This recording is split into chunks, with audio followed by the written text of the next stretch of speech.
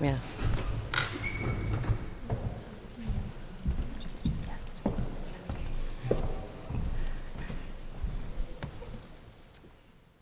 No. We ready? Good to go? Thank you.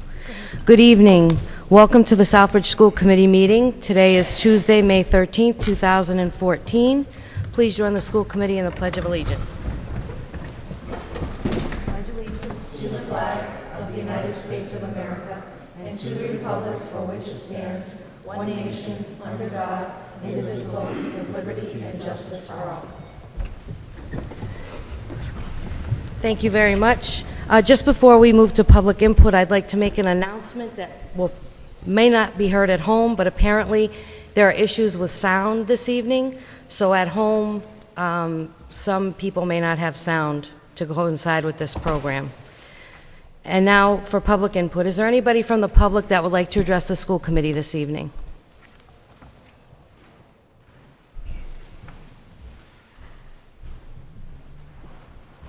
Good evening. Could you just state your name and address for the record, please? No sound? No sound. Brent Abrahamson, 26 Franklin Terrace in Southbridge. Thank you for this opportunity to address the Southbridge School Committee and through you to express my appreciation to the work performed by the principal search committees. On Wednesday and Thursday of last week, I attended the public sessions to meet applicants for 3 of the principal's positions in our schools. On Wednesday, the finalists for West Street and Charlton Street schools were present, and we learned about them both through their personal narratives and in their responses to questions from the public. On Thursday, a similar public session was held to meet the finalists chosen to become the next principal of the Southbridge Middle High School. Again, there was a question and answer period. It's worth noting that even though there's been a great deal of public discussion and criticisms of the administrative leadership of the Southbridge Middle High School, the most vocal critics were conspicuous by their absence at this forum. We could draw several conclusions about this, but I believe it means that the critics have also placed their trust in the search committee's diligence and in the superintendent's prerogative in selecting people who will best lead and carry out the mission of the Southbridge Public Schools. I am hopeful that these new people will be allowed to settle in and establish themselves with everyone wishing for their success. Finally, of course, the anonymous commenters to local blogs will continue to have their say, and we can give them and the blog masters the level of credence and respect they deserve. In fact, I predict increased activity during the next couple of days. There's a full moon, you know. Thank you. Thank you. Is there anybody else who would like to address the school committee this evening? Seeing none, I'd like to call the meeting to order at 7:05 p.m. May I have a roll call, please? Mr. Olivo? Present. Mrs. Congdon? Present. Mrs. Donovan? Present. Mrs. Quinney? Present. Mrs. McLaughlin? Present. Present, all present. Thank you. Next on the item, the agenda, approval of minutes. We have 2 sets of minutes to approve. First, we'll approve the regular school committee meeting minutes of April 29th, 2014. Do I have a motion? So moved. Motion made by Mrs. Congdon. Do I have a second? Second. Seconded by Mr. Olivo. Is there any discussion on those minutes? Seeing none, can I have a roll call vote, please? Mrs. Congdon? Yes. Mrs. Donovan? Yes. Mrs. Quinney? Yes. Mr. Olivo? Yes. Mrs. McLaughlin? Yes. 5 yes. Thank you. Next would be the Committee of the Whole budget meeting held May 7th, 2014. Do I have a motion? So moved. Mrs. Congdon makes the motion. Do I have a second? Second. Mrs. Quinney seconds the motion. Is there any discussion on those meeting minutes? Seeing none, may I have a roll call vote, please? Mrs. Donovan? Yes. Mrs. Quinney? Yes. Mr. Olivo? Yes. Mrs. Congdon? Yes. Mrs. McLaughlin? Yes. 5 yes. Thank you very much. Moving on to Chairwoman's announcements. I have several announcements this evening. First, I'd like to let the public know, hopefully you can hear this, that the Time to Shine Elementary Arts Initiative Talent Show will be held this Friday, May 16th at 7 o'clock in the Cole Avenue Theater. 80 students are participating this year. I was fortunate to attend last year, and it was a phenomenal show. The event will also feature a dedication of band instruments to the elementary schools. These were either donated and or purchased with proceeds from last year's show. So thank you to Southbridge Savings Bank for your generous support of the show. And also, I became aware that the National Honor Society is hosting a spaghetti supper at the same location, so perhaps it's time for dinner and a show on Friday evening. Next, I'd like to just make a quick announcement. This is the time of year when school districts contemplate accepting school choice students. Consistent with Massachusetts state law and district policy JFBB, the school committee is only required to determine by June 1st of each year if consideration is being given to withdraw from provisions of the choice law. As that is not the case here, no action is required by the Southbridge School Committee at this time. We welcome students who would like to opt into our district.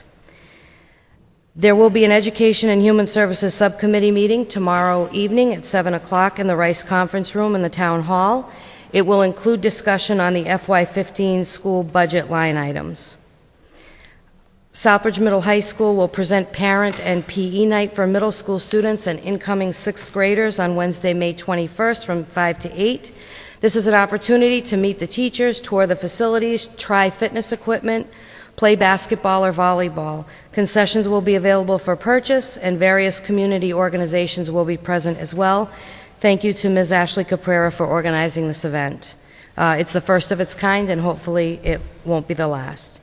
And finally, a reminder that this week MCAS testing continues. Dates do vary by grade. Please consult the district website for additional information regarding your child's test dates.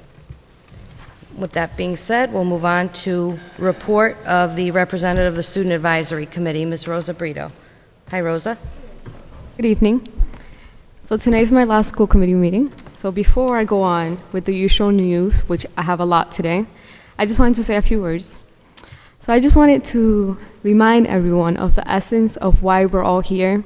Sometimes in discussing things or just talking about different problems, we forget that the whole point why we're here is for the students. That we're not here to make friendships, we're not here to make enemies, but we're all here for the well-being of the students. Every decision we make, every single thing that we say, do, don't do, affects the students. That is the whole essence of everyone being here. Also, I just wanted to remind everyone that this is public, this isn't TV, and people do judge us. This is what they see, this is what they perceive, and this is what they will judge us upon. Again, we're here for the students, not to look good or to fight or to have any other type of discussions, but everything that we do will affect how people judge us. This is what everyone outside of town perceives, anyone that's not in the school perceives. So let's just remember that when we're up here, we're representing not just ourselves, not just our ideas, but also the schools and those students who go to our schools. And apart from that, it has been a great educational journey for myself. I've been here around a year and a half, and I have learned a lot. I've seen a lot, and it's just been great. So I just want to say thank you for having me throughout this year and dealing with me. It's not easy to deal with me, but thank you for doing so. And just reminding everyone to stay positive. We're all moving forward. We're all moving to better things, better plans. I'm leaving off to college. The school will move on to forward better things. There's new principals coming in, new teachers, new students. We're starting on a clean slate. So let's make that worth it, and let's all move forward with a positive mind. So now let me just go on to the usual school news. So Tuesday, May 13th, the Army will be in the cafeteria during the high school lunches. Here, any student interested will be able to talk to our representative, ask any questions they have, sign up, whatever they choose to do. This is the day for them to talk to an Army rep. On Wednesday, May 14th, will be the school council meeting at 5:30 p.m. at SMHS Library. Thursday, May 15th, SMHS Band Concert will be both middle school and high school at 7 p.m. in the auditorium. Friday, May 16th is the senior class trip. Yay, seniors. That day, the NHS will also have a spaghetti dinner, as mentioned by Ms. McLaughlin. I just have a few more details on that. Great. So it's $5 per person. It's all you can eat from 5:30 to 8:30 p.m. There will be music, face painting for the kids, raffle prizes, which includes a Boston Red Sox signed autograph. So please come and join us. There is a, what is going on that night also? Talent show. Oh yeah, there's the talent show. So go watch the talent show, go have some dinner, enjoy. It's only $5, all you can eat, and it's gonna be a great night. On Saturday the 17th, Aspira will be holding its 3rd annual volleyball tournament. So for that, I have some more information as well. It will be in the YMCA, and for those that want to make a team, it's $10 per person with at least 6 players or 10 players. If you want to just go and see the event, it will be $3 to watch and support your team. So that is this Saturday, again, at the YMCA, and it starts at 12, from 12 to 4. Let's see. Monday, May 19th, the high school band will have a banquet at 6 p.m. Wednesday, May 21st, SMHS Parents and PE Physical Education Night from 5 p.m. to 8 p.m. And the Rotary students will have a Rotary luncheon from 11:30 a.m. to 1:15 p.m. Then Friday, May 23rd, it is the junior-senior prom. It will be at Union Station in Worcester, starts at 6. And then Monday, May 26th, is Memorial Day, which means no school. Great, I'm not gonna be there anymore, so it doesn't affect me. But for those that it does affect, you won't have school that day. It's fabulous, good news. Then I have some important senior dates. For all seniors, parents, anyone else that's interested in finding these things, please take notes.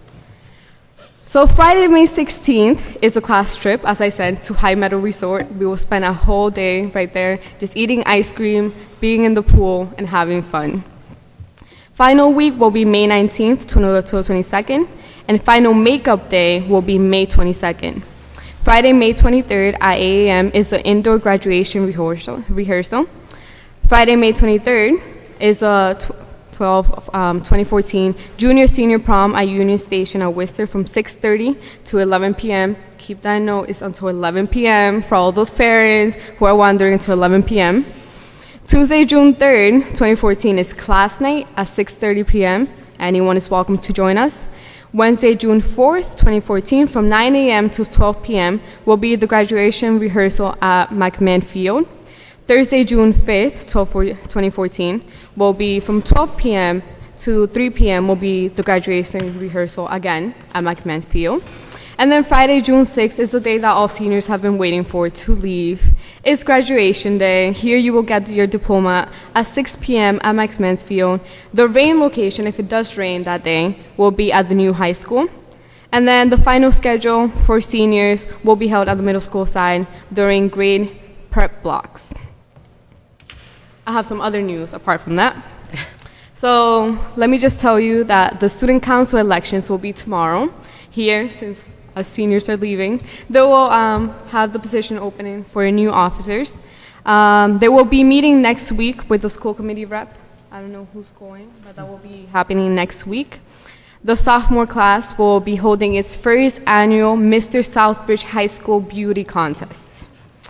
And this will be on June 16th. This is a pre for anyone that's interested. All the participants can be from grade 9 to 12. It will be at CoLab at 6:30. It will be $3 for students, $5 for adults. The participants will be judged in talent, swimsuits, formal wear, knowledge, and formal look. So be prepared to see the best that Southbridge has to offer this night. Aspira will also be having the Boston Duck Tour trip on the 31st. And for those juniors who will be taking the SAT exams, which I recommend every junior to take, on June 7th, there will be transportation. Mass Edco will be providing a bus from CoLab to Tantasco that day. Apart from that, I have some news from National Honor Society. So they will be electing their new officers this Thursday. They have raised approximately $1,500 this year. They're hoping to meet their $2,000 goal. So with this spaghetti shebang that everyone's gonna assist, I'm looking at everyone right now because everyone is gonna assist this spaghetti shebang, they will reach the goal of $2,000. And the proceeds made will be going to a scholarship for those senior bound and to charity. Apart from that, let me just tell you the testing information of what's going on in the high school, and that will be it for tonight. So the middle school MCAS, so this already passed, which was the 5th of May was the math. The 6th, the 7th, and the 8th was math also, and the 9th. The 12th was math MCAS for 6th grade. The 15th is science MCAS for 8th grade, and the 16th is science MCAS for 8th grade as well. Then for the high school, today the 13th, sophomores were having the math MCAS. Tomorrow they will be having the math MCAS. And on June 2nd, they will be having the science MCAS as well as on the 3rd. And then for those who are taking AP exams, the AP biology exam was yesterday. The AP history exam will be Thursday the 14th. And the AP World, the AP US history will be Wednesday, and the AP World history will be Thursday. So those are all the news. Anyone has any question? You took all the dates down? We took all the dates down, Rosa. We're going to miss you terribly. Well, the school committee has a little something for you to thank you for all of your efforts. So. Oh my.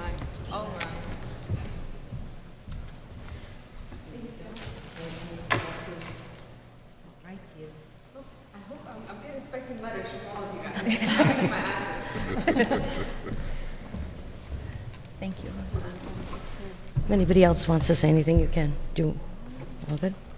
I do. I think having a student represented on the governing body of the school system says a great deal about, A, the governing body that values student input, and more importantly, this is a quality of students we have in the Southbridge Public Schools. We've been very proud of, went to the National Honor Society, a couple other events at the school, and Rosa Brito's name came up on a regular basis for this, that, and the other thing, and then by her volunteering to be part of this, becomes very clear to us that she is a dedicated student and, more importantly, a citizen.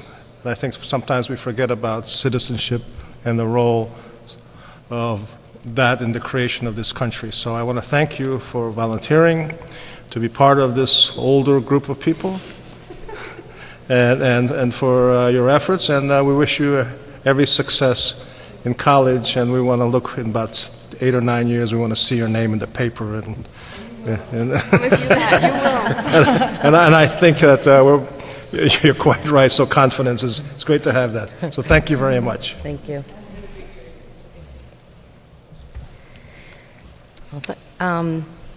Moving on to school committee reports. The curriculum subcommittee, Mrs. Donovan.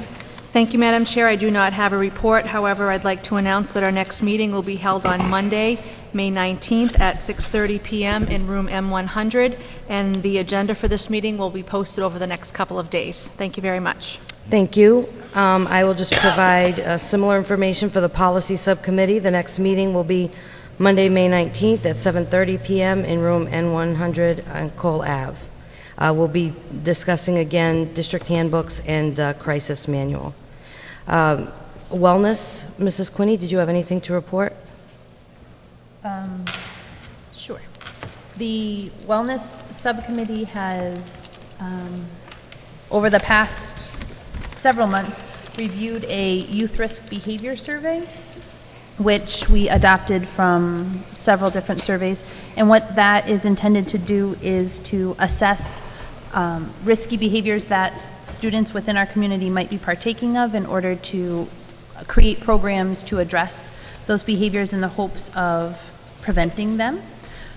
This youth risk behavior survey was compiled. We collaborated amongst the Wellness Advisory Committee and then forwarded that on to the superintendent's office. My understanding is that opt-out forms and letters to parents were sent out around May 2nd. Opt-out forms are available for parents in a variety of locations, including on our website at Central Services and at the middle high school. I believe they're also available at the library. Parents can go and view the survey questions. There's one specifically for middle school, and there's also one for high school. It's for grades 7 through 10. Excuse me. Within the survey, it's anonymous. No one is required to fill out all of the questions, any of the questions. Students can fill out one question and be done. If there's a question that they're uncomfortable with, they don't understand what it is, they're not required to fill any part of it out. But if parents specifically do not want their child to see the survey or partake in it, the opt-out forms, as I said, are available online. You can print it, you can go to central office, you can go to the library, you can go to the middle high school, and then complete those opt-out forms and hand them in by May 19th to the acting principals at either Ms. Potter or Mr. Walls. And the survey, will be distributed during E-Block on May 23rd, and E-Block is at 7:45, and that block might just be a little bit longer that particular day in order to ensure that everyone has time to complete them. So that is that, and the Wellness Advisory Committee is also working on a wellness policy at this time. Thank you, Madam Chair. Thank you.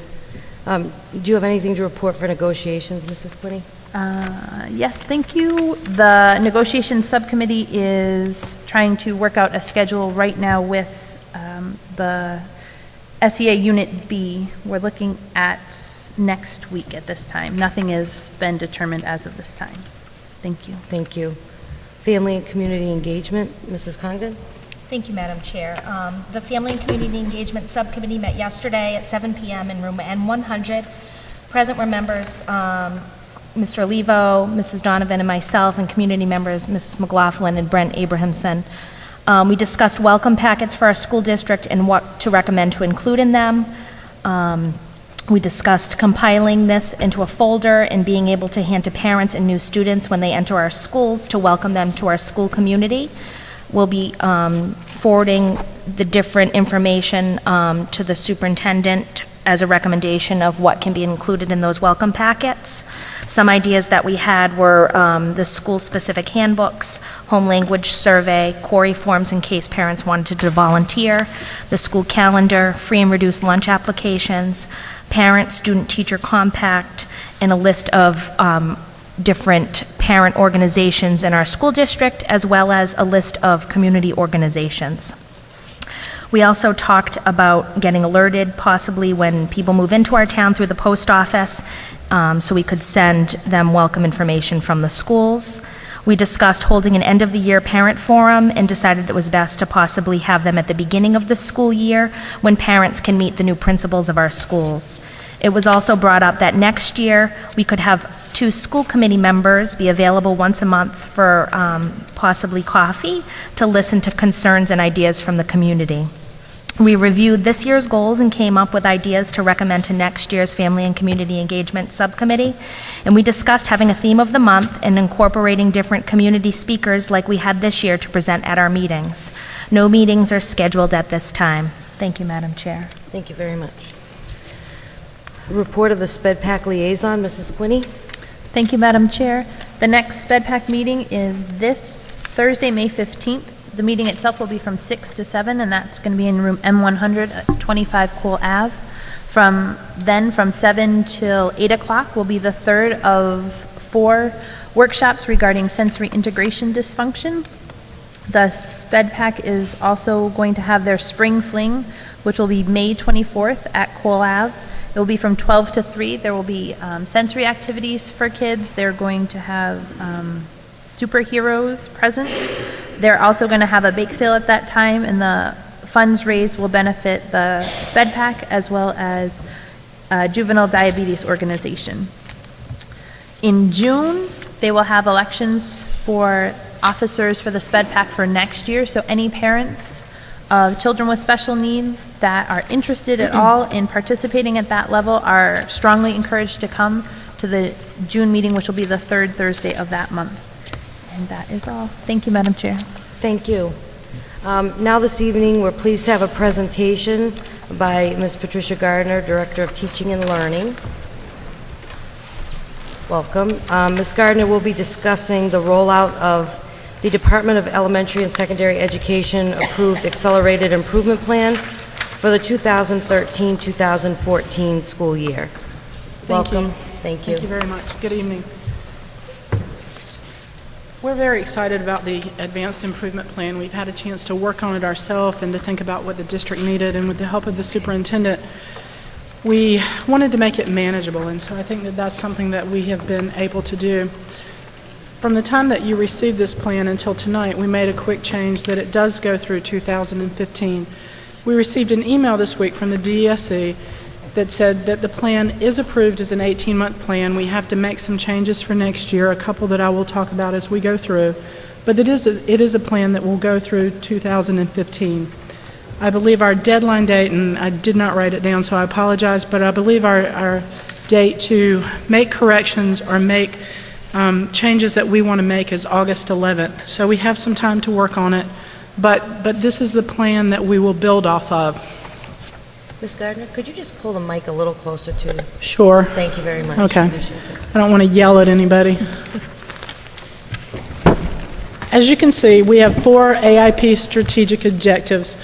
Objective 1 is to develop, refine, and implement curricula for all K through 12 core subjects and instructional practices aligned to Common Core and WIDA standards. The second one, number 2, expand and embed the use of data, K through 12, to foster a cycle of continuous improvement aimed at addressing and improving instructional practices throughout the district. Number 3, improve educator quality and ability to implement rigorous and engaging instruction. And number 4, increase parent and community involvement to enhance student learning. Objective 1, which I just read to you and I won't read to you again, we have been working on the entire year. So just because this plan was only recently approved, we have had these standards all year, and we've sort of played tug of war, I guess, with the DESE to get it approved. But for Objective 1, which is refining curriculum, we have had meetings all year, and we've established and we've revised the Southbridge standard document. We're working on we've had an observation template for this entire year. Next year, we're going to make it more rigorous.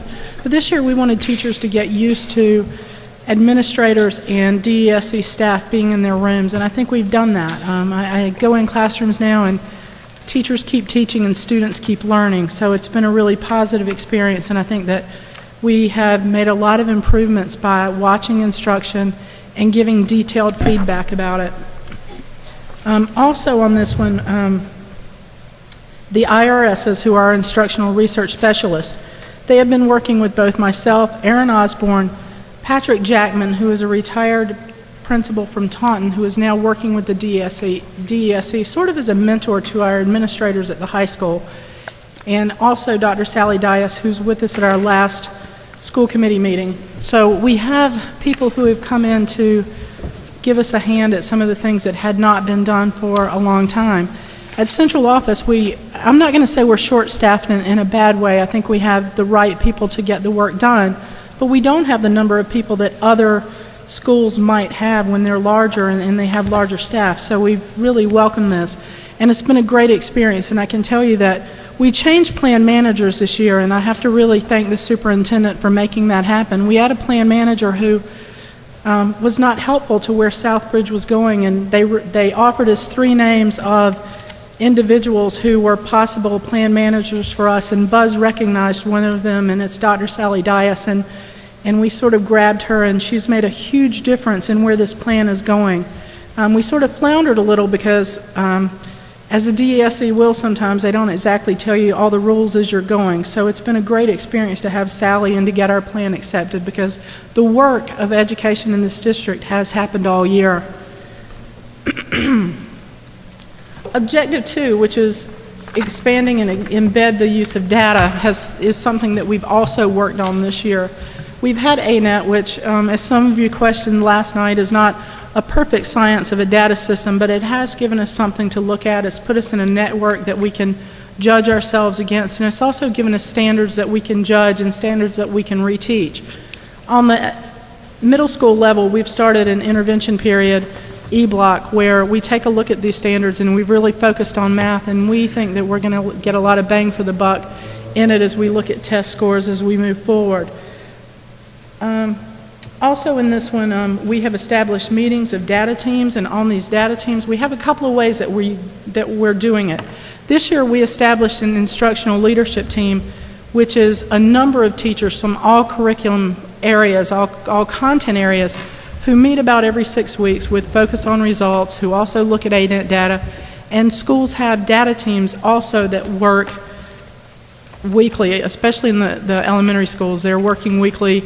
If you walk through our schools, you will see all sorts of data up and all sorts of progress that you see in our schools. So data has become embedded, and we're really working on MCAS scores, but not just scores. We're working on student learning. Scores don't mean very much if they don't have anything behind them, so we're teaching skills, and we're improving student skills, and we're improving student thinking, which will improve those scores as well.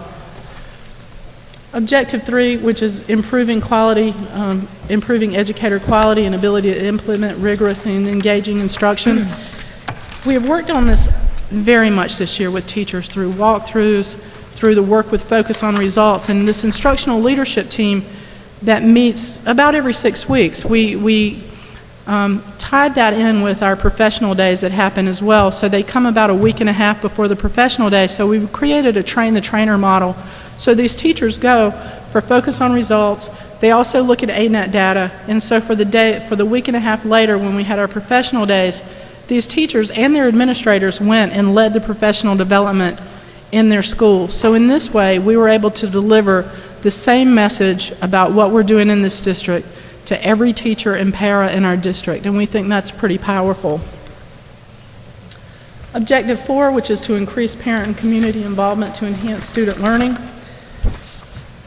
This is something that our elementary schools do extremely well with their math nights and their game nights and parent nights. And elementary schools, everywhere I've ever worked in a 29-year career, elementary schools get the parents, and for some reason when kids hit middle school, we start losing parents, but we need parents at the middle school and high school level. But this year at the high school, we have increased it. We had acronym mania earlier in the year, and it was for the entire district, but again, we're getting the elementary outreach, but we've done a number of things at the high school to try to get parents in. Even the parent forum for the principal brought in some parents, not the number we want, but we're greatly trying to increase this in all of our schools. So this is a quick oversight of what the plan is. If you have questions, I'll be happy to answer those as best I can, but as I said, we picked 4 standards, and they're 4 doable standards. They're standards that we are going to roll out within the next few weeks, either at the last faculty meeting of the year for our schools, or either it will have to be a non-mandatory meeting, but we would certainly hope that teachers would attend. And one of the reasons that it's taken us a little longer, we're working on this rollout with IRSs. We want to take a look at what this will look at, when you take a look at it, what it's going to mean for each individual school, not just for our district. I mean, obviously the whole picture is our district, but we want each school to understand, because as we look at data and as we embed this data, each school is different, and we can't look at them as exactly the same. So we want the people in those schools who know that school the best, the administrators, the IRSs, the instructional leadership team, and the teachers, we want them to understand what we're doing. Not just a document that we're handing out, that we're giving them, that's just something that's been passed down to them to look at and do, but we want ownership of it. Thank you. Are there any questions this side, comments, questions this side? Mrs. Through you, Condon? Madam Chair. Just for the public, could we just explain what the WIDA standards are? Excuse me. The WIDA standards are very new. They're the ELL standards, and I am sorry I can't speak to them individually. Until about a year and a half ago, there were categories of special education students, and now it's being done quite differently, and hopefully it's going to improve the scores of all students, not just here, but in the Commonwealth. I mean, if you take a look at data in the Commonwealth, our struggling students are ELL, and they're SPED, and they're lower income, and so they're standards that make more sense in the categories. And I'm sorry I can't speak to them much more than that right now, but we can certainly come back to that. Thank you. Or just, just to clarify, just to explain what WIDA is. I cannot remember the acronym. I'm sorry. Sorry. Just more of a comment too. I just think this is a great starting point from a school committee perspective with the accelerated improvement plan. Through our training, we were told that we need to use the accelerated improvement plan to create goals as well as a superintendent evaluation tool. So this is great. Thank you. Thank you. Thank you. On this side, Mrs. Donovan? Thank you, Madam Chair, through you. Pat, one of my questions was, will we have Sally Dias with us for the entire 18-month of duration of the plan, or is her role going to change as we move along in the plan? She has agreed to stay with us. She likes Southbridge. She likes our students. good. She likes our teachers. And she even said last week, she said, you know, she's been retired for a number of years. She had a long career and successful career as a superintendent, as a science teacher, and she said, which made me feel really good, she's reached a point in her career where she does not have to work, and she does not have to work where she doesn't want to work. And so she wants to be with us. That's great news. I've met her, and she's a very classy lady and very smart, and I think she's a great asset to have for us, so I'm glad to hear that. I really didn't know what her status was. The other question I had was, I know that this improvement plan is newly accepted, so I didn't know when and how it was going to be rolled out to faculty and staff. As I said, we're going to roll it out before the end of this school year. I mean, obviously next year we're going to get more into the nuts and bolts of it and what collecting data looks like. But we've already had one data collecting period with it. And as I said, Sally Dias was extremely pleased with what she saw and was able to get great data for us to put into it. So we want to roll it out so people get to see a little bit more of what it is and a little bit of the data that we've collected from each school, because we've asked the IRSs and some members of the ILT team to start collecting certain things like agendas and notes from meetings to show what a data team meeting looks like. We're also looking at feedback that we give teachers. That's going to go in as well. And we're also looking at what we're doing for ELL. Aaron Osborne and Colleen Culligan have sort of took the lead on ELL because it is a huge program and it's something that we really need. But we're looking at that data as well, and this plan has made us rethink how we're going to look at it across the district next year with tutors and some additional people, you know, in working with students in ELL and SPED as well. But, you know, we definitely want to get it rolled out. We want people to know what it is and start hearing about it. And the fall will really be the implementation. Okay. I have just two comments. My first is it's great to see that the focus is on learning, because that's why we're here, based kind of like Rosa was saying. So it's good that we have a set focus, and that is what it is. And what was my other comment? Oh, my other comment was, it was something that you just mentioned, and it made me think. I think that we're so, not overly, but we're just so involved with the whole data collection process. And we're always looking for data from the kids, but I think it's equally important for the Department of Ed to receive data from our DLT people and our ILT people to show that we, or our teams, are in fact doing what they're supposed to do and have the data to support that you are actively pursuing these objectives and actively making them happen. So I'm glad to hear that it's a two-way street. It's all about data, but it really is important for us to turn in our data, so to speak, so that they know that we're all working hard towards this. Right, and actually on Wednesday we're meeting with all of the principals and we're looking at data dashboards, which is really just a collection format that makes it easy for principals to take a look at the data in their school. So it will have ANAT data on it and the different testing periods that we do every year. We will have MCAS data on it, and we're going to start looking more at individual. As you know, I believe we've said here, this year we started an algebra benchmark test that had not been in the district before. Next year we're going to do geometry. We're kind of having to take bits and pieces of it because we want to make sure that we do it right. We're also really revving up and ramping up the curriculum maps that have been done here. There were some, but they had a lot of holes in them, and they had a lot of pieces that weren't current. They weren't, as a whole, they weren't aligned with Common Core. And so again, because of the expertise I think that the superintendent has brought here, Sally brought in another person that she found that she's convinced the DESC to spend some money on. So Dr. Annette Stavros, who is a former curriculum director from Watertown, is going to help us this summer lead some of that training. That's great. And she came last week and she was absolutely wonderful. And again, she's a woman who came and said, I don't need to work, but I had a great day here and I'll come back. So, you know, that just makes you feel really good about working here. Mm-hmm. Thank you very much, Pat. I'm all set, Lauren. Madam Chair, thank you. Mrs. Quinney? Thank you, Madam Chair, through you to Ms. Gardner. Congratulations on getting a plan approved. We heard that that was no easy task last meeting. I had some questions regarding Objective 4, increasing parent and community involvement to enhance student learning.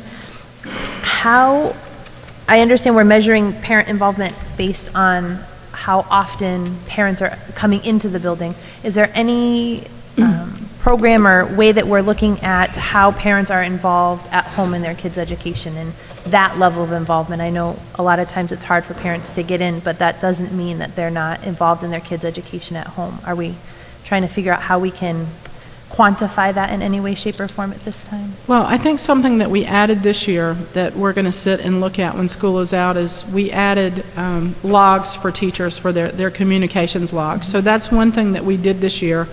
We've been looking at them. We've been checking them because, you know, what gets checked gets done. So I think especially for the high school and middle school, I mean, the majority of our elementary teachers have called home and you know, across schools everywhere, elementary teachers tend to communicate better. I was a high school teacher and, you know, I really tried to make phone calls home, but sometimes, you know, you look out and you think that you have some pretty big kids in front of you, but they are still somebody's baby. So I think that especially in high school and middle school, that's something that we have worked very hard on, and that's something next year that we even want to take to another level of what this looks like and who's getting phone calls and what they're getting phone calls home for. We want good phone calls to start going home, not just the phone calls that your child's not doing something right. I think in a community sometimes of lower income, you find parents who weren't successful in schools themselves. And I mean, we have some highly successful parents, obviously, but you know, oftentimes if you're a parent and you didn't have success in school and you don't trust school because of experience you may have had, it makes coming in harder.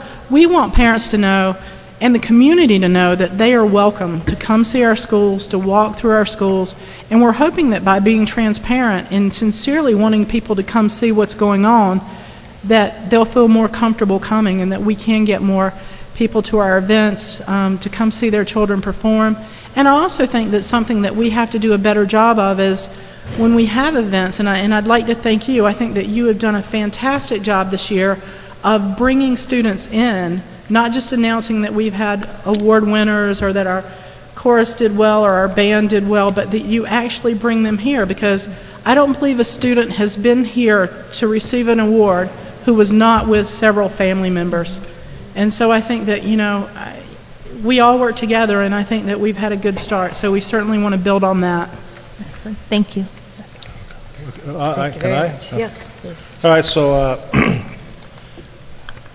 Pat briefly mentioned acronymania, and I started that when I came here because as you work in different states, all groups have a technical language that they try to hide from the general public, and education seems to have really worked hard at it, so we have more acronyms than you can shake a stick at. I mean, we talk about SPED, we talk about this, WIDA, retail, ESL, ELL, and so on. So what the consortium of states have done, they got together and said that as this country becomes more diverse, there are more different cultures and speakers of languages other than the dominant English language. How do we go about integrating and bringing all of those folks in a multi-state approach rather than letting each state develop ELL programs, English language learner programs, ESL, English the second language programs, all of those things. So they put together this consortium and they gave it the acronym WIDA. And what WIDA stands for is World-Class Instructional Design and Assessment. I'd like to know what world-class standards are, lots of things, okay? And we constantly get information about retail, and that's rethinking equity and teaching of English language learners. And so, but the real issue comes down to how well do we integrate kids from different countries, backgrounds, and cultures into our school? How much of an emphasis do we put on their acquiring language in more than just academic English, but also the social, cultural context that they have to be able to interact with their peers in the community and so on. And that's hard work. No one's ever really done that as a group. It's just been, my own experience when I came to this country. I sat in the back of the room and smiled for 2 years, and until I started learning. So since our two areas of major gaps in performance are in SPED, special education, and English language learners, obviously the accelerated improvement plan has to reflect that need. And if you look at our gap is very, very large. And we've not really had a coordinated program to address second language learners in the school system, for lots of different reasons, and I'm not going to go into those. So now what we have is we've reorganized and restructured. We have a very good coordinator that we were at the high school, and I know one of the goals of this year's budget for next year is to increase the leadership time allotted to that department, so as the population becomes more diverse and more kids come in with needs, we need to figure out where they are, who they are, what languages they need, and how are we going to develop a program for those kids in ways that make the best sense so they can become part of the community in the shortest possible time. So, and there have been, and I can talk for hours on this particular subject, and I don't intend to because I'll start coughing. And, but this has been an issue that people have developed little pockets, and some work, some don't. And bilingual education is another one of the examples. People take emotional stances on it rather than clearly well thought out educational reasons based upon the needs of the kids and the capacity of the community to provide that kind of a program. So we are at step one. We are now analyzing what we have, who we have, and what is our capacity to be able to address this. It hasn't been good because no one's ever really figured out who we have. And after you figure out who you have, you've got to figure out what you need. And so that's basically a job that administrators have not put on the front burner because people who don't speak the language, aren't comfortable with the culture, don't complain. That's just simple as that. So the squeaky wheel isn't there. So it becomes incumbent upon good people to say, hey, these kids need help. We want them to be productive citizens, and so on. And the whole idea of certain parts of this community that nobody helped me when I came. They don't like it, they can go back to where they came from. And the old bootstrap theory, I made it, sink or swim, doesn't work today, especially when you have more than 50% of your population of different backgrounds. You know, and I guess it's a credit to the school system that we're addressing this. And also the federal government and the various states have gotten together and said, okay, we can't continue addressing it in ways that we let districts make those kinds of decisions. So there's now standards, they're training people in it. But it's another one of those unfunded mandates. That's what upsets me because, Southbridge has a significant Spanish-speaking population. And with the situation that's occurring in Puerto Rico financially and so on, we had already this year an increase in the number of kids that came here with no English background. And we just kind of did the best we could. So now we're going to make an effort this summer, look at what we have, analyze what our needs are, train teachers. The law already requires what's called sheltered English immersion. So all the teachers are supposed to be trained if they have any number of kids from different backgrounds. And oftentimes we take, when I was superintendent in Brockton, we had a Cape Verdean Creole, a Haitian Creole, and a number of Spanish-speaking kids from different countries. They're not all homogeneous groups. He's a Spanish speaker. Well, that kid could be from Argentina, could be from Costa Rica, could be from Puerto Rico. They all have different backgrounds, different dialects, and so on. And I think that's Here it's a little bit simpler. In Brockton, I had 45 different languages we had to teach in. But we have fewer resources here. So now we have to be smarter with how we use our resources to address that particular segment. So I'm confident that with Pat's leadership and how we're starting to organize the system, that we will make a clear, organized, concerted effort to get those kids to succeed. And then the other thing we have to do is get the adults to say, hey, these kids are as good as anybody else. See, that's a problem, because they say, you know, I mean, I'm not going to go into this, but you know, too often you hear those people. Okay, and that's a repugnant statement to me when they say those people, as if they don't belong here. You know, like I was reading a little story the other day in a grocery store in the Southwest. There was a lady speaking to her associate in a different language. The older guy in front of her turned around and said, "You're in America, speak English." And the lady turned around, looked at him and says, "I'm speaking Navajo. Why don't you go home?" So that's, you know, that struck me particularly, because, you know, sometimes we forget who the interlopers are.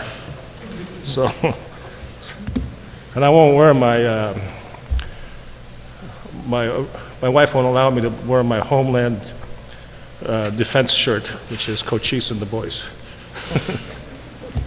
So, anyway, but I think that's important to know that what it is, and acronyms will kill us. And I'm sitting here thinking, you know, it took me the longest time to start trying to, when I came to Massachusetts, they have all different acronyms here. The one that killed me wasn't even an acronym. You have the cherry sheet? I had no idea what a cherry sheet was. So thank you, Pat. Thank you. Thank you. Appreciate it.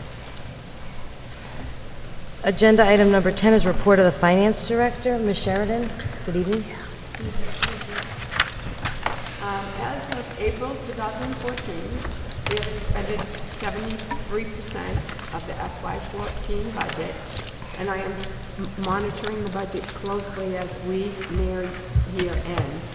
I did a lot of analysis this month with encumbrances to try to get a good estimate to see where we're going to be at year end with the payroll, the utilities, and I'm going to really monitor in the next month and a half to make sure that we stay within our budget. Some areas of concern that I've been watching, the utilities. They've been over budget this year due to the harsh winter. One of the other reasons I think that the utilities are over budget is there was not a lot of history in the high school. So I think that was a difficult area for people to budget. And also there was not a lot of history at CoLab, at the administrative offices. And to be able to watch the history of expenditures, especially with the utilities, is very important, because you do have ups and downs with mild winters, cold winters. That was one thing that I think that we're going to have to really watch. The maintenance and the custodial overtime, a little high this year, also because of the harsh winter. But we did contact the head of maintenance when we saw it was starting to rise, and asked him to use the overtime sparingly, and he has, and we've got a handle on that. If necessary, I may do some journal entries from the rental of facilities to cover some of these utilities and maintenance costs. The teacher substitute line was a little high, and at first I thought it quite concerning until I started to do some analysis. And some of the teacher line items had monies remaining in them, and I think because we had some resignations in certain areas, they were using tutors for that. So the tutor line item was going up, whereas that other teacher line item was going down. So that made it look to me like the substitute wasn't as bad as I had first seen. I did attempt to get an abatement on the water and sewer bill for the new high school because that was quite high this year. What happened was that the new high school did not have a proper meter installed. It needs to have a meter to read the difference for the field watering. It's to exempt that water from sewer charges, and that was not put on with the high school. It has since been corrected, and there is a proper meter on there, but there were some quarters that we did have some higher water sewer bills. I did phone to see if they've made a determination yet, and as of right now, they indicated that they're not leaning towards giving me an abatement, but I did ask them if they could reconsider and really put some real efforts in trying to get us one, and she said she would get back to me. With grant funding, there was a grant balance of $1,136,132, and that to be spent for the most recent update from Lisa Russo. I did inform Aaron and Deanna, who handle the grants, that I would like all expenditures for the 6/30/14 grants to be requisitioned by May 15th so that we can be assured of timely invoicing. There will be some rolling over of some of the title grants, but I've been assured that that will not affect the amount of monies that we get next year for the grants.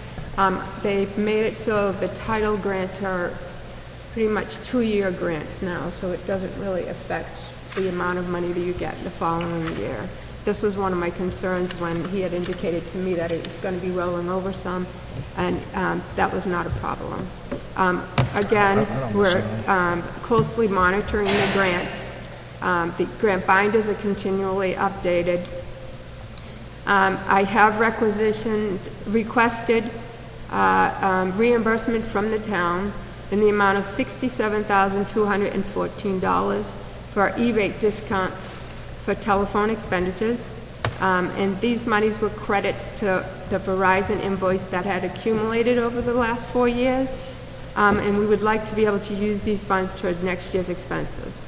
I am also working with the E-rate representative to review the last 4 years of the E-rate reimbursements, just to get an idea to make sure that all those credits were done properly. The E-rate, as I had indicated in the past, but to tell you again, their E-rate provides discounts of 20 to 90% for eligible telecommunication services, depending on the economic need and location of the school districts. It's measured by the percentage of students eligible for National School Lunch Program, and Southbridge has a very high percentage, so we get a lot of funding from that. SPED tuition, as of my last update from the SPED department, we were expecting to be over budget by $164,542. However, the SPED department is happy to report that they have lowered the SPED tuition cost as they transitioned a student from a residential placement into a day collaborative placement, thus creating a savings of $16,000. I've already used my last year's circuit breaker to cover most of that, so now I only have about $34,000 remaining over budget, which I will be able to use my circuit breaker money to cover that. SPED transportation, as of this month, there has been no added cost. It has remained the same. And circuit breaker, I have received 3 of 4 installments, and I have one more installment that will be coming close to the end of the year. Let's see what else I have. Circuit breaker again is a special education reimbursement program, and school districts are eligible for reimbursement of expenditure for students whose special education programs cost more than 4 times the statewide foundation budget. By law, the district can be reimbursed for 75% of the cost above the threshold, subject to appropriation. And this year's foundation budget for that was $40,512 per student. Does anybody have any questions? Thank you. Any questions? Mrs. Quinney? Thank you, Madam Chair. Through you to Ms. Sheridan. How many students do we have that are over, that their tuition costs over circuit breaker, the foundation budget? Do we know? Is it a lot of kids? Circuit breaker, So over that 4512. it's kind of a little bit of a complicated calculation. Deanna, who is Colleen's assistant, she has to enter all their therapy services, all the different services they have into the Department of Education. She's actually in the process of doing that right now for next year. And then they'll send back the calculation. So I don't know the number of students offhand, but I can try to see if I can get that for you.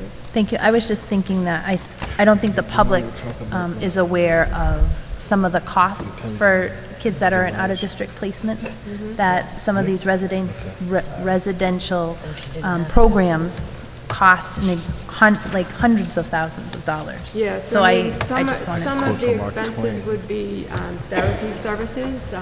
If you have somebody who needs vision, who needs physical therapy, occupational therapy, if somebody needs a one-to-one aid, all these things would be added on to see if you go past that threshold. The regular ed students threshold is, let's see, 10,128.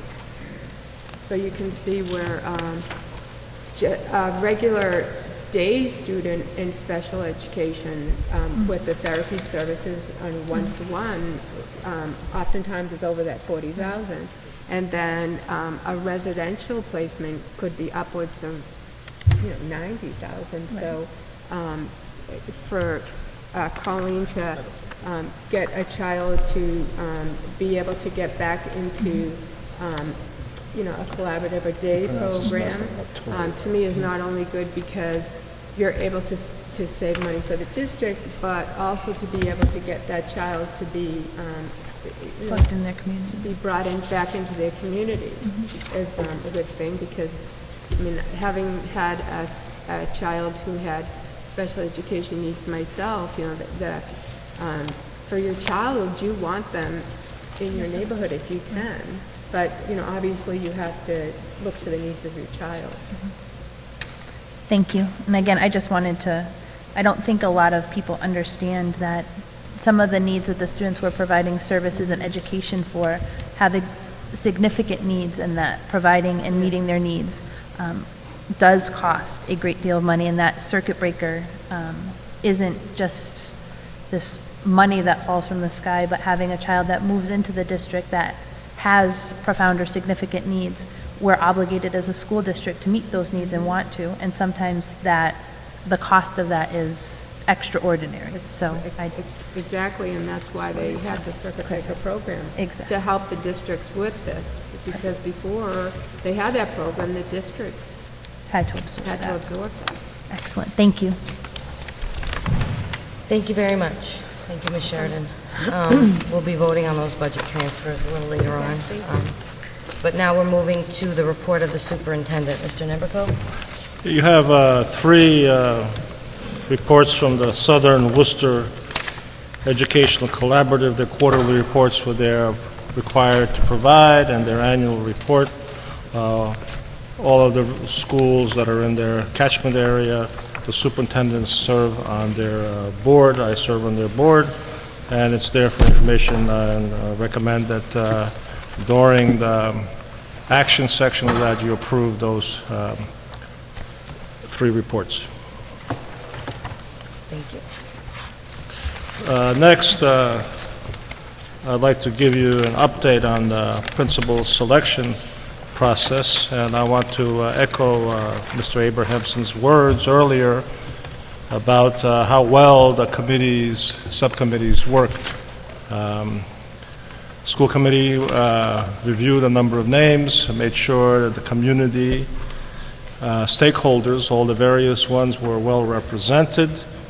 They put together a program with the help of administrators and conducted initial interviews, and from those interviews they forwarded names to me, and that's my statutory responsibility to appoint principals in the school. But I just wanted to say that I'm still in the process of interviewing for Eastford Road School and possibly another one of the elementary schools. I'll get into that very shortly. The personnel issue is always a touchy one. People apply for numbers of different jobs, and when they are appointed to those, they accept certain ones that best fit their needs and so on, and oftentimes to the dismay of those folks that were involved in that. But I just want to say that the committees forwarded names to me that I was very impressed with. The quality of the people were very high. Their experience levels reflected their goals to be administrators in public schools. This afternoon, I finished reviewing and discussing and offering positions to two of the schools which they accepted. Unfortunately, one of the candidates for the middle high school took another position for 3 times the salary that we were prepared to offer in the Middle East. Very highly qualified individual. But we had backups, and we're very pleased with that. And I want to say that I offered the position of middle high school principal to Melissa Earls. Melissa Earls is a Southbridge resident. She's a graduate of Notre Dame University and a master's from Boston College. We're putting a principal currently at a charter school in Springfield, worked as an assistant superintendent, worked as a consultant, and I was very impressed with her work with Pearson Education, where she is a testing expert, and she works with validating evaluation programs. And she has expressed her desire to be part of the school system, and I will be meeting and working out contract negotiation. I'm also very pleased to discuss the next principal, another local person who is actually a Southbridge High School graduate and resident also of Southbridge, William Latoy. He is currently the interim principal in Munson and served 4 years as assistant principal. And what I can say about both of them now, very briefly, they will be coming to the next school committee meeting, and we'll put together a press release with their background and so on tomorrow. But these things are sequential. They don't. People say yes, and then they call you back a couple of days later and say, well, I have a better offer. So those are that. But again, I went through their resumes very, very carefully. I met with all of them, and I was impressed with the fact that, hey, we got 2 locals. And what's good about 2 locals with experience is they'll stay. That's my impression. These aren't people who are looking for their first job, will stay a couple of years and then move on to another position. So that's what I'm impressed with, and they've had their years of experience, so they're not, this is my first job. So they've both been involved for a number of years in education. They both have children in the area and families, so I think that I'm very pleased. So we'll roll that out also to the community. Again, disappointed in one thing. I thought I had all 3 out of the 4 done, so I was going to cut my workload down a little bit. But I think that since the process worked so well, it makes perfect sense to reopen it and then have the West Street School Committee again review the new applicants. I looked today, right after this, all of this, very quickly, there were 40-some certified applicants in the area applying for the job. So there are plenty of people out there. What we have to do is make sure we choose the one that is the best fit for that particular school and this school system at this juncture in our school system's history. So I hope to have Eastford Road School preliminary interviews done. I visit their school sites and so on next week. So by the end of next week for the next school committee meeting, my plan is to bring 2 additional names forward to the school committee. I think that the West Street group can regroup, for lack of a better term, and review and then make some recommendations. Okay? So that takes care of that. Any questions or comments on that?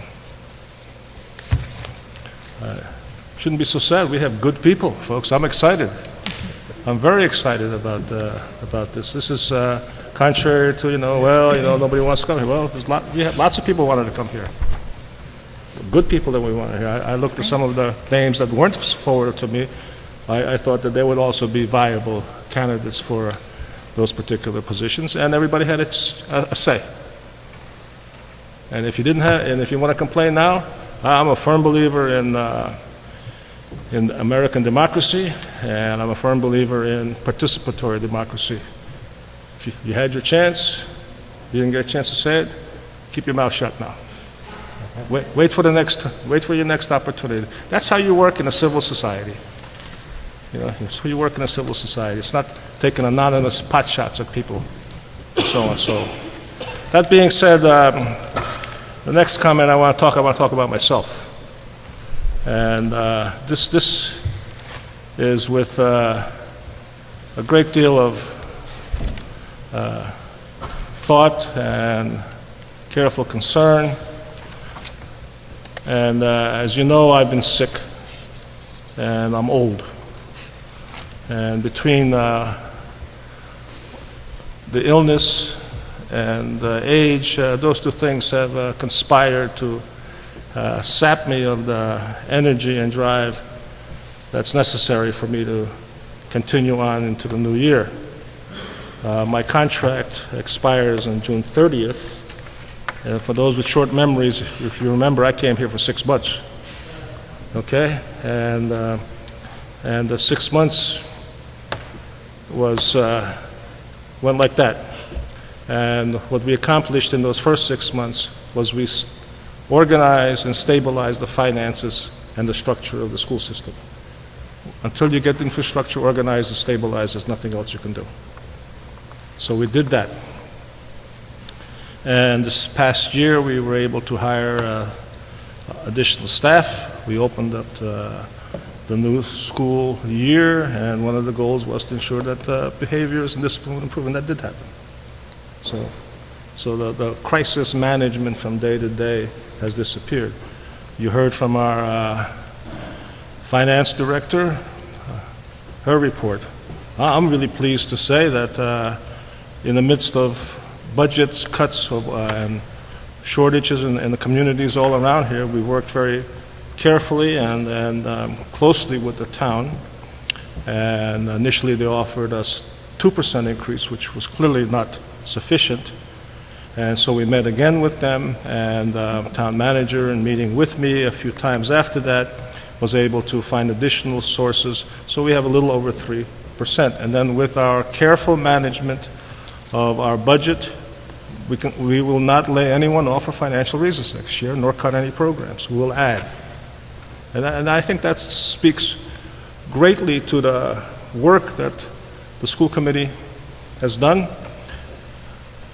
The administrators in the school system, the teachers and the parents that have come together to say, hey, we can do this. So we're moving forward into the FY15 school year with the goals and the expectations that we discussed during the various budget presentations that we made to the community. And just to reiterate that we aren't going to be cutting programs, laying people off, or eliminating staff for financial reasons.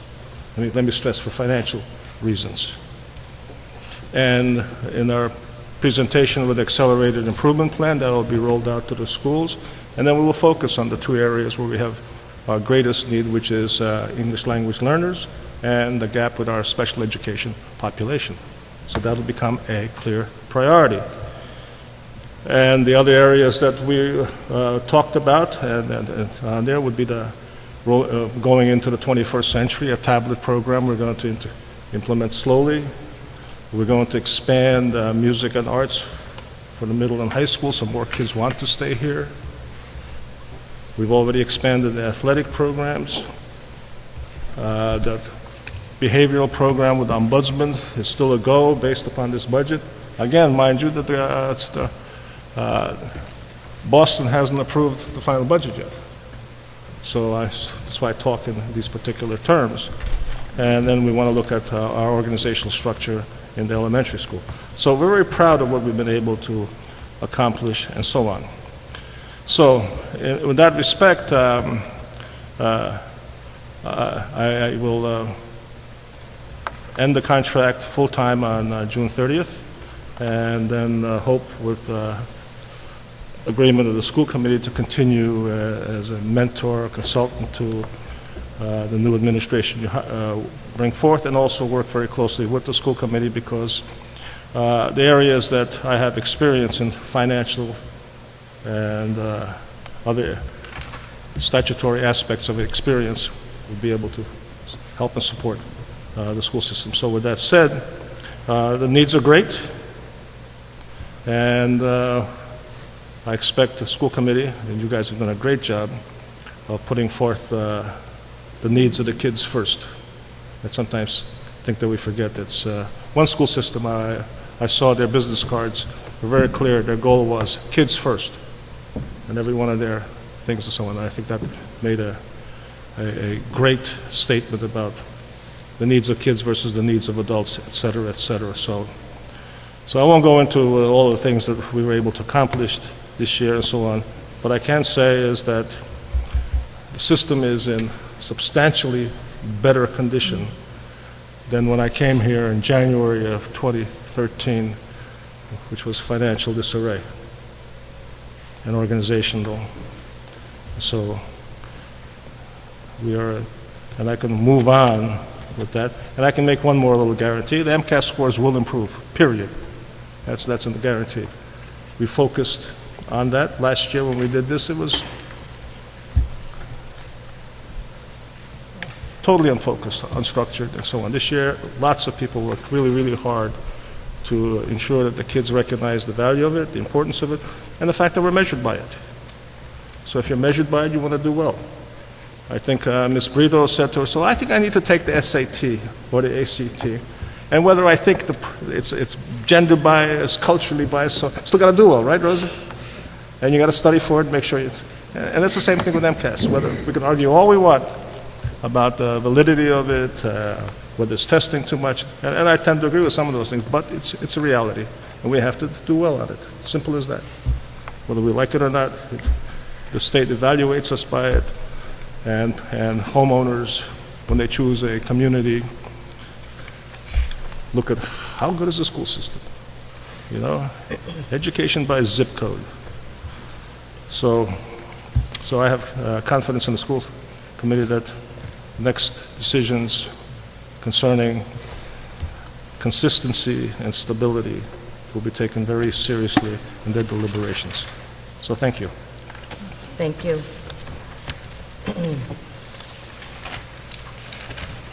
We're going to move on now to school committee actions. Agenda item number 12. 12A is a vote to approve budget transfers in the amount of $443,740 as detailed in the budget transfer sheet. Do I have a motion? So moved. Second. Thank you. Mrs. Donovan makes the motion. Mrs. Quinney seconds it. Is there any discussion on the budget transfers? Seeing none, can I have a roll call vote, please? Mrs. Quinney? Yes. Mr. Olivo? Yes. Mrs. Congdon? Yes. Mrs. Donovan? Yes. Mrs. McLaughlin? Yes. 5 yes. Thank you. Motion passes. Motion carries. 12B, the vote to amend the fiscal year 2015 budget from $26,282,197 to $25,273,485. Note that the town of Southbridge has agreed to provide $31,000 for school choice tuition and additional local aid in the amount of $84,000, with the expectations of total funding for FY15 in the amount of $25,388,485. Do I have a motion? Mr. Olivo makes the motion. Do I have a second? Second? Seconded by Mrs. Congdon. Any discussion? Seeing none, roll call vote, please. Mr. Olivo? Yes. Mrs. Congdon? Yes. Mrs. Donovan? Yes. Mrs. Quinney?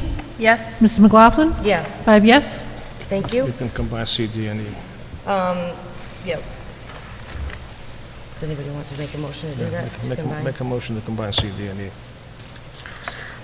Yes, I make a motion to combine agenda item 12C, D, and E. thank you. We have a motion to combine agenda items 12C, D, and E. Do I have a second on the motion to combine the agenda Second. items? Mrs. Quinney seconds the motion. All those in favor, vote, show of hands, please.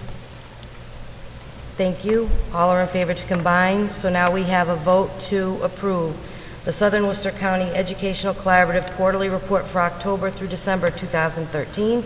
Vote to approve the Southern Worcester County Educational Collaborative Quarterly Report for the period January 2014 through March 2014, and a vote to approve the Southern Worcester County Educational Collaborative Annual Report for 2012-2013. Is there any discussion on the motion?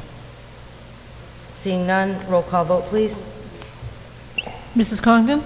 Yes. Mrs. Donovan? Yes. Mrs. Quinney? Yes. Mr. Olivo? Yes. Mrs. McLaughlin? Yes, 5 yes. thank you. Agenda item 12F is a vote to approve the 2014-2015 Southbridge Middle High School Program of Studies. Do I have a motion? So moved? Mrs. Congdon makes the motion. Do I have a second? Seconded by Mr. Olivo. Is there any discussion on this agenda item? Anybody? What? Seeing none? Roll call vote, please. Mrs. Donovan? Yes. Mrs. Quinney? Yes. Mr. Olivo? Yes. Mrs. Congdon? Yes. Mrs. McLaughlin? Yes, 5 yes. thank you. Motion carries. There's no unfinished business this evening. Under new business, agenda item 14, the next regular school committee meeting will be held on Tuesday, May 27th, 2014 in council chambers. At this time, I'd entertain member forum. Is there anybody who would like to speak this evening? Mr. Olivo? Thank you, Madam Chair. First off, I'd like to mention the year-long 100-year celebration that took place over at the Jacob Edwards Library. I would like to say thank you to Margaret Morrissey and the staff there for the wonderful evening that they put together, and also like to say thank you to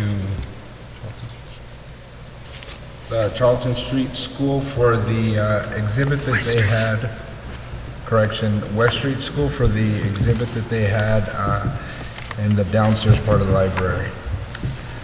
Would like to also invite everybody to come out to the Time to Shine Talent Show this Friday. Come out and support the students who have worked very hard to be able to share their talents with you all.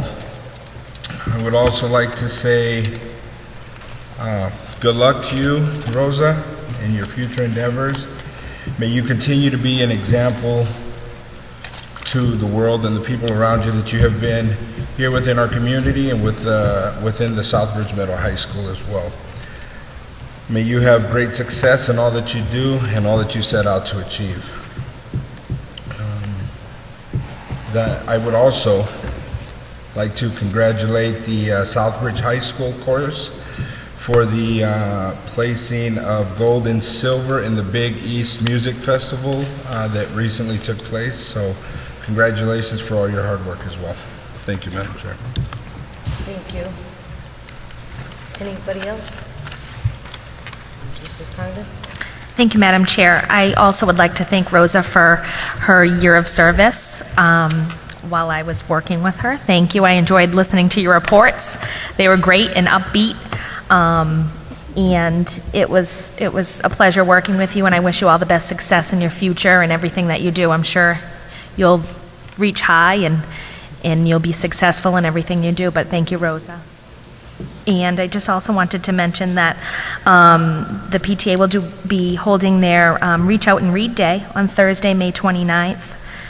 So look for all those readers in the classrooms. That's a really good event that the PTA does. And just a reminder to parents, because I know I'm still being asked from some parents that the last day of school is June 19th, which the school committee voted on at the last meeting, and it is a half-day. And I, too, would also like to thank Mrs. Payne's class, grade 2 at West Street School, who had that art exhibit at the library children's room. I had the pleasure of attending. And also thank Mrs. Cloutier, the art teacher at West Street School, for having the children put together that great display of chickens. And then the children also read poems about their artwork of chickens, of their oil paintings. But it was a nice event that the library held last Monday from 6 to 7 for those children, as well as parents and family members. It was a nice time. Thank you, Madam Chair. Thank you very much. Mrs. Donovan? Thank you, Madam Chair. 3 items. The first item is I, too, would like to extend my warm congratulations and best wishes to Rosa. You're a dynamic young woman, and I admire your courage and all that you set out to achieve, and I wish you every happiness and best wishes in all of your future endeavors, not only at Salve, but in the years to come.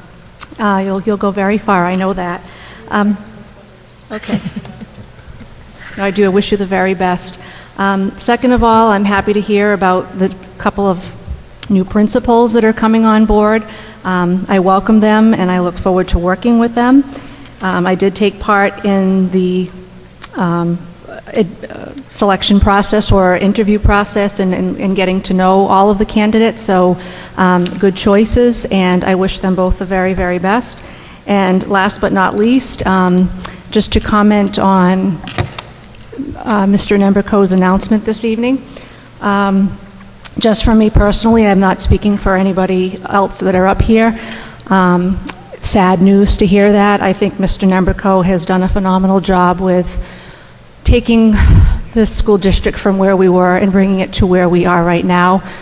We have so much gratitude to him. I do, personally, for what he's done to bring stability and reorganization and restructure to the school district. I know that being in the leadership position that he is in takes courage, and sometimes people admire you and respect you for who you are and what you do, and sometimes you will always have your naysayers who do not always agree with what you do.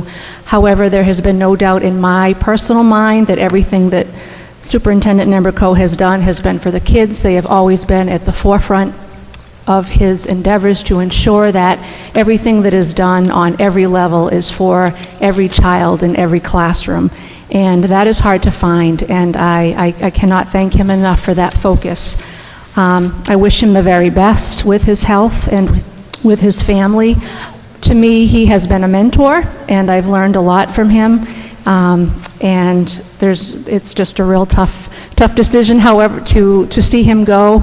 I understand the reason why he's going. I know that as a school committee, we will continue to be committed to the children of this district, to our teachers, to our staff, to our community, more importantly. And I just wanted to thank him and wish him the very best. Thank you. Thank you. Moving on. Mrs. Quinney? Thank you, Madam Chair. As everyone else has said, I want to thank you, Rosa, for your year of service to the community at large and to the school committee. I think Salve Regina will not be the same after you have been there, and it will be a better place for your having gone there. I know that we certainly have, and I think you have an amazing talent to challenge people where they're at and to make them think, and that will take you far. So thank you very much. I wanted to specifically, people have talked about the principal search committees, and I just wanted to specifically extend my thanks as a school committee member, a parent, and also a member of the community for the dedication that was shown on Mrs. Donovan and I both sat on the elementary school principal search committee, and the people that were there, teachers that were present, gave up part of their vacation time to come in because of their dedication to wanting to see really strong candidates take those leadership roles in our district. And I wanted to just say thank you, especially to Kathleen Cataract, Kara White, Dana Jositis, Erica Augustin, and we were under Mr. Zolzak's supervision, as well as Mr. Vesha and Sally Dias that participated in that. And I think it was a process that had a lot of integrity, and it is because of the people that partook in it and were open and honest and really truly wanted to ensure that any of the principles that we move forward were the right fit for our district, and we're going to best serve our students in that leadership role, as well as bring our community together around the important job of educating our youth. So I personally want to thank all of those people, because I know that they sacrificed a lot for to be a part of that committee, and I deeply appreciate that. And that is all I have tonight. Thank you. Thank you, Mrs. Quinney. I just want to say as well, Rosa, thank you for everything. I know I spoke on behalf of the school committee, so I just want to tell you, as a graduate of Salve Regina, you're going to have a lot of fun down there. You're going to have a lot of fun. Pick Post Office Box 264. That was mine. I'll send you treats. I won't forget. So if you have any say in it, tell them that's what you want. But good luck to you. I have no doubt you're a bright light, and I have no doubt whether you're shining here or there, your light's going to shine very brightly. So thank you for that. And Executive session. what? Executive session. And now we go to executive session. So I need a vote to go into executive session to discuss strategy with respect to collective bargaining for union and non-union personnel, or litigation to the extent that an open meeting may have a detrimental effect on the bargaining or litigation position of the governmental body pursuant to Chapter 30A, Section 21A, Part 3, and the chair so declares. So moved. Mrs. Congdon makes the motion, Second? seconded by Mrs. Quinney. Can I have a roll call, please? Mrs. Quinney? Yes. Mr. Olivo? Yes. Mrs. Congdon? Yes. Mrs. Donovan? Yes. Mrs. McLaughlin? Yes. 5 yes. Thank you. The meeting will reconvene in open session for the purpose of adjournment only. Thank you and have a good evening.